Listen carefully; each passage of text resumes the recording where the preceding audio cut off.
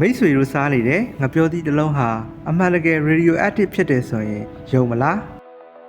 ငါပြောသည့်ကလေ radiation ထွက်တယ်ဆိုတာမှန်ကန်ပါတယ်။ဘာကြောင့်လဲဆိုတော့ငါပြောသည့်ထဲမှာ potassium ကြွယ်ဝတာပါဝင်ပါတယ်။ဒါပေမဲ့မစိုးရိမ်ပါနဲ့လူကိုအနေနဲ့ဖြစ်လောက်မဟုတ်ပါဘူး။ potassium ဟာလူခန္ဓာကိုယ်အတွက်မရှိမဖြစ်အရေးကြီးတဲ့ mineral တစ်ခုဖြစ်ပါတယ်။ဒီ potassium ထဲမှာသဘာဝအတိုင်း radioactive isotope တစ်မျိုးဖြစ်တဲ့potassium 40ပါဝင်နေပြီးဒီ potassium 40က radiation အနည်းငယ်ထုတ်လွှတ်ပါတယ်။ငါပြောသည့်တစ်လုံးစားရင်ရရှိတဲ့ radiation ပမာဏက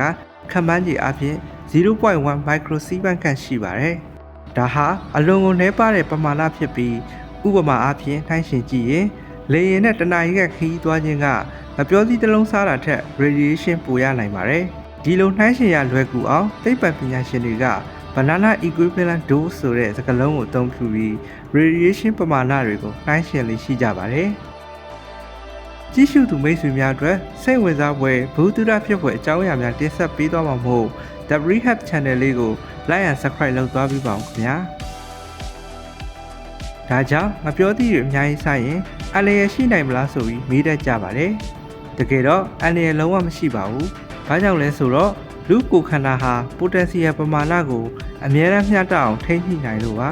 ပိုတက်ဆီယမ်တွေများလာရင်ခန္ဓာကိုယ်ကအလိုလျောက်ပြန်ထုတ်ပစ်တာကြောင့် radiation တွေဟာခန္ဓာကိုယ်ထဲမှာစုပုံနေတာမျိုးမဖြစ်ပါဘူးစိတ်ဝင်စားစရာအကောင်းဆုံးအချက်ကတော့လူခန္ဓာကိုယ်ကလည်း radioactive ဖြစ်နေတာပါပဲကျွန်တော်တို့ခန္ဓာကိုယ်ထဲမှာလည်း potassium 40တွေရှိနေသလိုကာဗွန်ရဲ့ radioactive isotope တစ်မျိုးဖြစ်တဲ့ကာဗွန်40လည်းရှိနေပါတယ်